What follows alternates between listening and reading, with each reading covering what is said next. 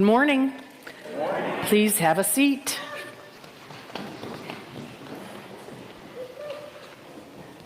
So, I know that there are some people in the room and online, especially here in this room, who are praying that I don't talk long this morning. I know who you are. I realize that.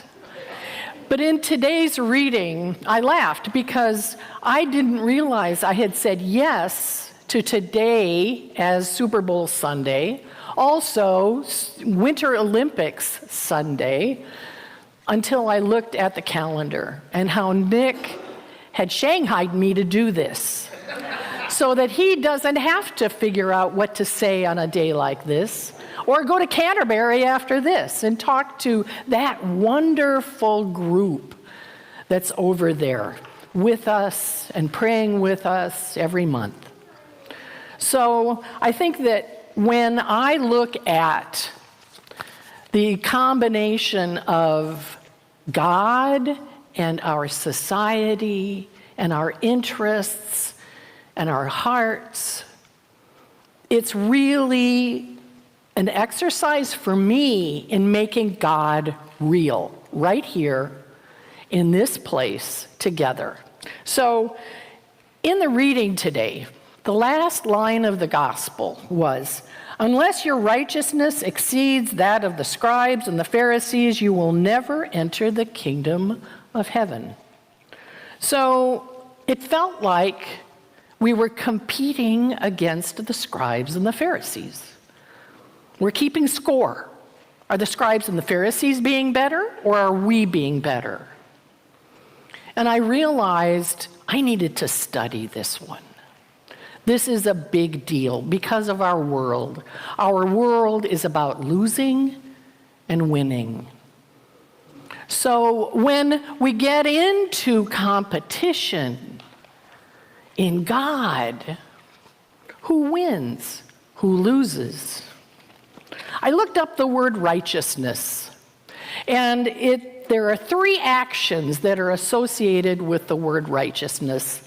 And of course, I found them in Google, which is a great biblical source for all of us.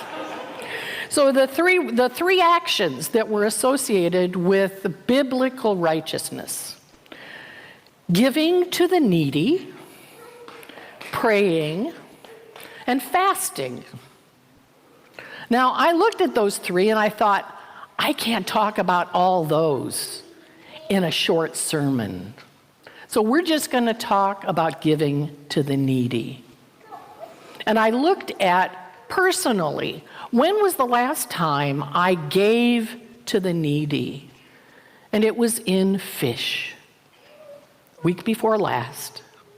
And in Fish, over at Baird House, every 6 weeks, we have a transformation of that building.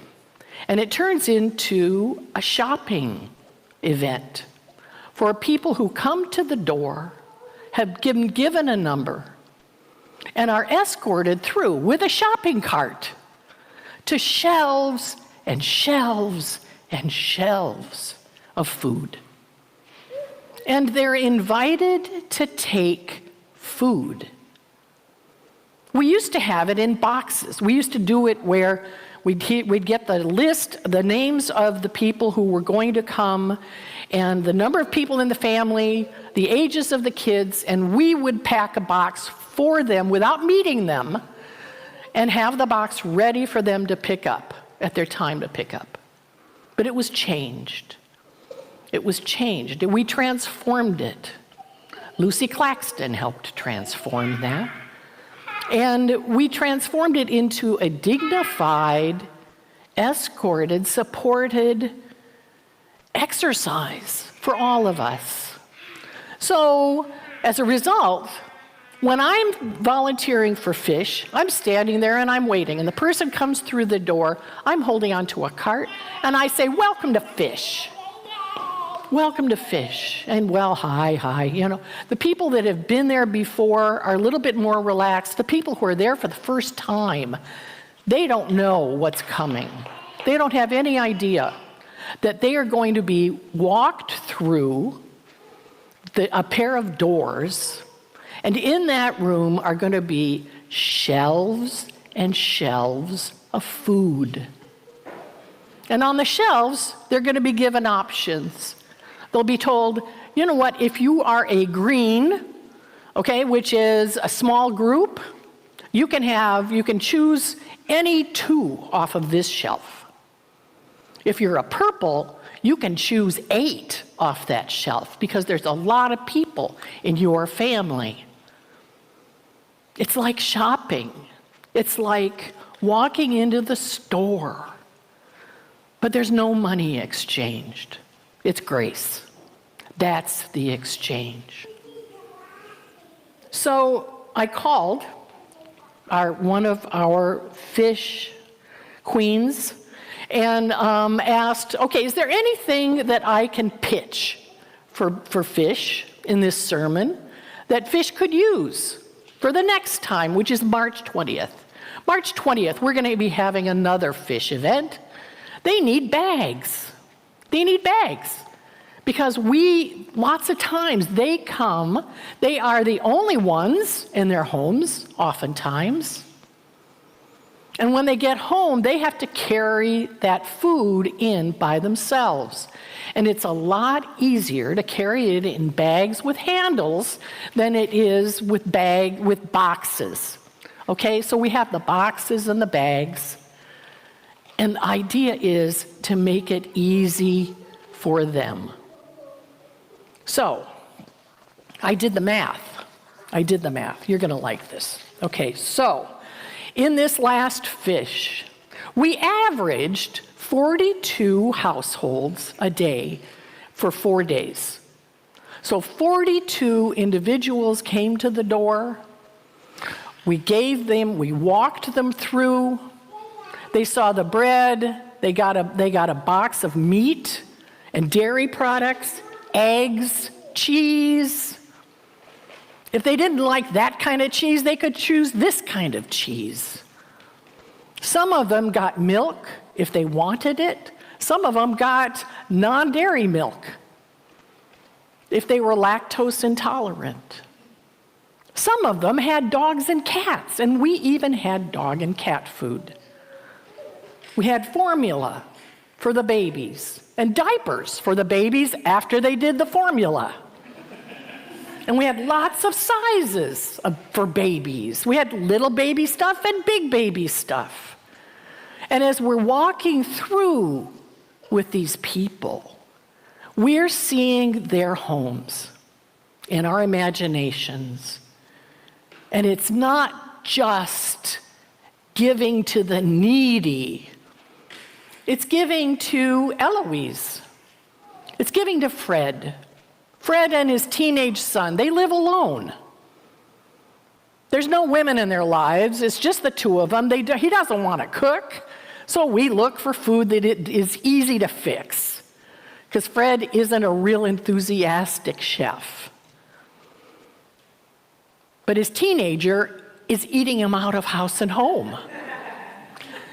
So he gets lots of food that can be opened up by a teenager. This is giving to the needy today. This is righteousness. This is biblical explanation in Longview, Washington, in Cowlitz County. This is God. This is God. In those 42 households, there's an average of 4 people per household, okay? So, those 42 households, it turns out to be 168 people, okay? So, on the average, it's 672 people that we are thinking of in that 4-day period. Now, we give them enough food for 3 days, 3 meals. Not everything, but we supplement what it is. In the 3 days, for those 3 meals, for those people, we ended up, and I'm probably low, we ended up distributing 6,048 meals for our community. This is righteousness. It's not pride. It's even past charity. It's engagement. It's meeting personally, one-on-one with each other. The other part of it is they could use some bags next month. So in March, they're low on bags. And the bags, they like the plastic bags because they hold heavy food like cans, easy to open cans for teenagers. Also, they like lots of fresh food. They're happy to take it. But those people who come through, they're given fresh vegetables and fresh fruit from the stores that are in this community, from the people in this congregation, from people in the neighborhood who drop off food. We feel it. We are the gospel. So who loses? Who loses?